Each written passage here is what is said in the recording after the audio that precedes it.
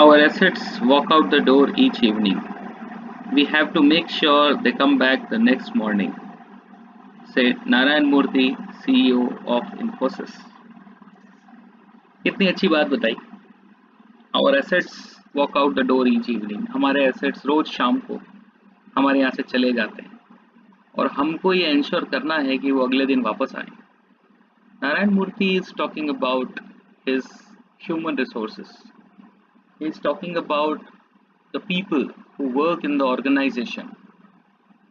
उन्होंने ये बताने की कोशिश की कि जो वर्कर्स होते हैं वो हमारे गुलाम नहीं हैं, जबकि वो हमारे लिए एसेट्स हैं. अगर वर्कर्स नहीं होंगे तो एक ऑर्गेनाइजेशन काम नहीं कर सकता है.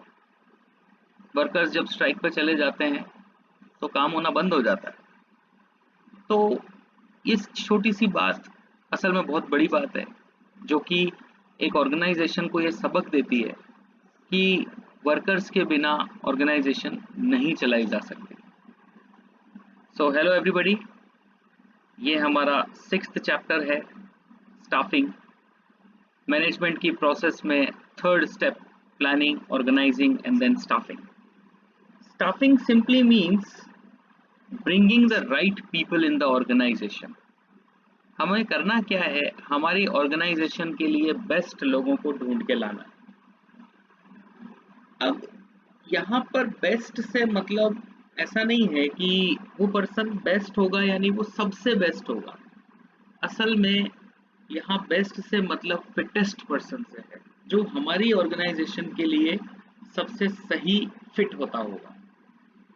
जरूरी नहीं है कि उसकी क्वालिफिकेशन सबसे ज्यादा हो या फिर एक्सपीरियंस सबसे ज्यादा हो.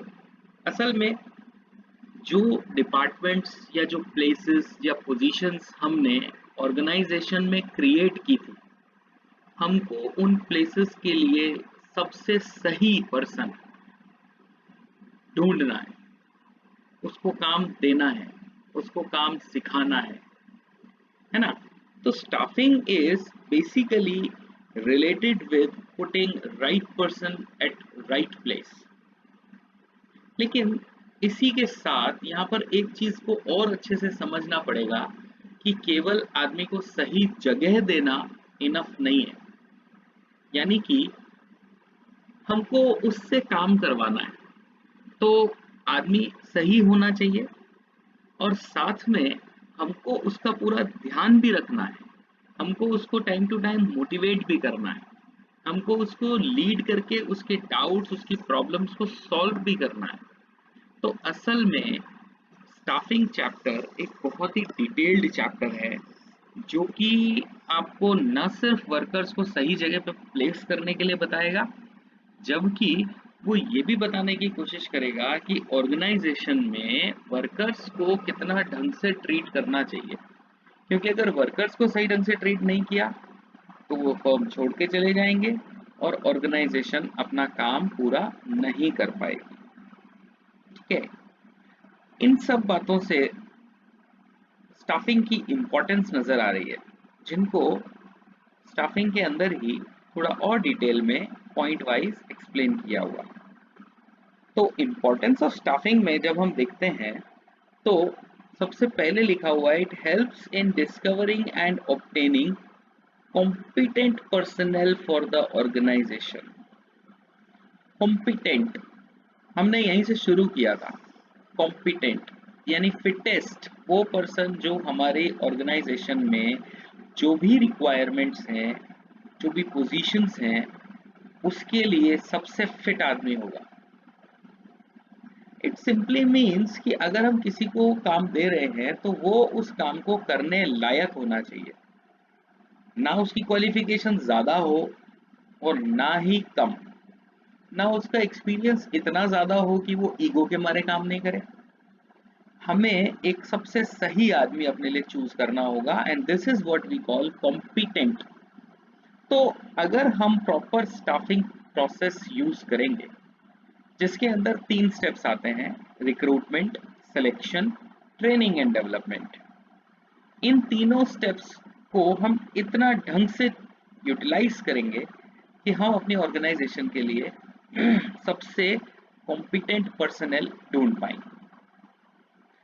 Staffing makes for higher performance by putting right person on right job. Staffing के अंदर हमने आपको बताया रिक्रूटमेंट, सिलेक्शन, ट्रेनिंग, डेवलपमेंट। तो यहाँ पर बीच में कहीं प्लेसमेंट भी आता है कि वर्कर्स को सही जगह पे प्लेस करना पड़ेगा। ये लास्ट वर्ड लिखा है ना, एट द राइट जॉब। कहने का मतलब ये हुआ कि आपने आदमी तो सही हायर किया, अब आप उसको सही जगह पर भी रखो जिससे कि वो अपनी तरफ से बेस्ट परफॉर्म करेगा और ऑर्गेनाइजेशन को हेल्प करेगा ज़्यादा से ज़्यादा प्रॉफिट अर्न करने में। समझ रहे आप? इफ़ यू रिमेंबर ऑर्गेनाइजिंग की इम्पोर्टेंस का पहला पॉइंट, उसमें बताया था बेनिफिट्स ऑफ स्पेशलाइजेशन। वहाँ भी हमने यही एक्सप्लेन किया था कि एक पर्सन जब बार बार किसी काम को ढंग से करने लगता है तो वो स्पेशलाइजेशन गेन कर लेता है और उसके स्पेशलाइजेशन का बेनिफिट ऑर्गेनाइजेशन को मिलता है। यहाँ भी सेम बात कह रहे हैं कि हम अगर सही आदमी को सही जगह पे रख पाएंगे तो हम ज़्यादा ढंग से ऑर्गेनाइजेशन को रन कर पाएंगे, because the performance will be higher, है ना। तो ये पॉसिबल कैसे होगा? ये पॉसिबल होगा प्रॉपर स्टाफिंग से, बिकॉज हम सबसे ज़्यादा कॉम्पिटेंट पर्सन को अपने पास हायर कर रहे हैं। इसके बाद नेक्स्ट आता है ensure that continuous survival and growth of enterprise through succession planning for managers. तो पर्पस क्या है? Continuous survival and growth of enterprise, ये ऑब्जेक्टिव्स हमने फर्स्ट चैप्टर में देखे थे, है ना। Survival, profit and growth organisational objectives हैं। प्रॉफिट इन्होंने सेकंड पॉइंट में बता दिया, थर्ड पॉइंट में एक्सप्लेन कर रहे हैं survival and growth through succession planning. Succession, यहाँ सक्सेशन का मतलब क्या हुआ? फ्यूचर मैनेजर्स, फ्यूचर में जो हमारा मैनेजर बनेगा। हम ये भी जानते हैं कि अगर एक आदमी सही जगह पे बराबर काम करेगा तो वो खुद अपने स्किल्स डेवलप करेगा और वो प्रमोशन लेगा। जब वो प्रमोशन लेगा तो उसके अंदर वो क्वालिटीज होनी चाहिए जो कि एक मैनेजर में होनी चाहिए। तो वो क्वालिटीज हम ढूंढेंगे एक वर्कर में जो कि हमारे ऑर्गेनाइजेशन का एम्प्लॉय बनने वाला है, कि वो कल को हमारे बिजनेस का एक मैनेजर बन पाएगा या नहीं। आपको 3 इडियट्स मूवी का वो सीन याद है जिसमें शर्मन जोशी एक इंटरव्यू में बैठता है और वहां पर एचआर मैनेजर्स पूछते हैं कि आपका एक्सीडेंट कैसे हुआ, फिर वो अपनी स्टोरी बताता है और बहुत स्ट्रेट फॉरवर्ड बता देता है कि अपने प्रिंसिपल के घर जाके कुछ मिसचीफ किया था और इस चक्कर में वो सस्पेंड हो गया और इस चक्कर में उसने सुसाइड का अटेम्प्ट किया और इसीलिए वो उसको इतने सारे फ्रैक्चर्स हुए। तो एचआर मैनेजर ने ये कहा कि तुम बहुत स्ट्रेट हो, बहुत स्ट्रेट फॉरवर्ड जवाब देते हो, कहीं ऑर्गेनाइजेशन के लिए फायदेमंद होगा या नहीं। तो अगेन जवाब शर्मन जोशी ने यही दिया था कि हाँ, मैं तो ऐसा ही हूँ, अगर आपको सही लगे तो आप मुझे हायर करो। तो एचआर मैनेजर उनको हायर कर लेता है, क्योंकि एचआर मैनेजर को राजू रस्तोगी में वो कैरेक्टरिस्टिक्स नजर आए जो कि फ्यूचर में एक अच्छे मैनेजर में होने चाहिए। तो जब हम सही पर्सन को हायर करते हैं तो हम असल में सक्सेशन प्लानिंग कर रहे होते हैं, फ्यूचर मैनेजर्स तैयार कर रहे होते हैं। हमको यही ढूंढना होता है कि वो पर्सन हमारे लिए फ्यूचर में कितना काम आएगा। नेक्स्ट आता है helps to ensure optimum utilisation of human resources by avoiding over manning. यहाँ पर ओवर मैनिंग को अवॉइड कर सकते हैं, क्योंकि हम स्टाफिंग प्रोसेस जब पढ़ेंगे तो हम वहाँ देखेंगे कि जब भी किसी पर्सन को हायर किया जाता है तो सबसे पहले हम ये देखते हैं कि हमको कितने लोग एक्चुअली चाहिए ऑर्गेनाइजेशन में। उसके लिए कुछ मैथमेटिकल कैलकुलेशंस भी होती हैं और ये पता लगाने की कोशिश होती है कि वो पर्सन कितने चाहिए। Have you heard about disguised employment? जरूरत 5 जनों की है, काम 10 जने कर रहे हैं, तो 5 जने बेकार हो गए ना। फर्म्स में ऐसे रिस्क नहीं लिए जाते, पहले से प्रॉपर कैलकुलेशन होता है जैसे मान लीजिए स्कूल के अंदर नए रिक्रूटमेंट्स हो रहे हैं, नए टीचर्स को रिक्रूट करना है। मान लीजिए कि टीचर्स हमारे पास हैं, लेकिन उनमें से 2 टीचर छोड़ के जा रहे हैं।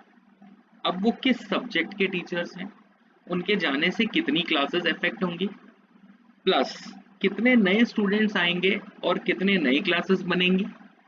हम इस तरीके से कैलकुलेशन लगाएंगे कि अब हमको नए 2 टीचर्स चाहिए या 3 टीचर्स चाहिए, या नहीं चाहिए कि हम पुराने वालों से ही काम चला लेंगे।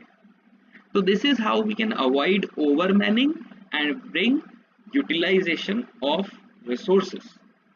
ठीक है।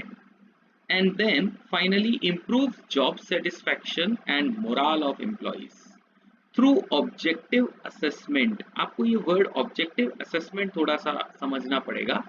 And fair reward for their contribution, इसको थोड़ा सा टुकड़ों में समझेंगे। सबसे पहले तो ऑब्जेक्टिव असेसमेंट क्लियर कर लेते हैं। ऑब्जेक्टिव असेसमेंट का मतलब होता है the manager will try to assess कि the workers are able to perform according to the objectives। क्या हमारे वर्कर्स हमारे ऑब्जेक्टिव्स के अकॉर्डिंग काम कर रहे हैं, ये है ऑब्जेक्टिव असेसमेंट। अब अगर वो सही ढंग से काम कर रहे हैं तो उनके लिए रिवॉर्ड्स दिए जाएंगे, सैलरी इंक्रीमेंट्स कह सकते हैं, बोनस कह सकते हैं, और इन सब से एम्प्लॉय का मोरल बूस्टअप होगा। Now this is really interesting ना, कि स्टाफिंग का मतलब होता है putting right person at right place, लेकिन ये वाला पॉइंट बिल्कुल अलग बात कर रहा है। तो ये वापस आ जाते हैं हम अपने नारायण मूर्ति जी की बात को देखते हैं, जहां पर उन्होंने ये बोला कि our assets should come back the next morning, है ना। हमने सबसे पहले यहीं से शुरू किया था। तो वो यही बात कह रहे हैं कि आपको अपने वर्कर्स का मोरल बूस्टअप करने के लिए भी काम करना चाहिए। तो अगर प्रॉपर स्टाफिंग होगी तो उससे ये सारे इंपॉर्टेंस हम अचीव कर पाएंगे, या फिर यूं समझो कि ये सारे पॉइंट्स ये इंश्योर करते हैं कि हम किस तरीके से स्टाफिंग की हेल्प ले सकते हैं। ठीक है। So this was it. Thank you so much.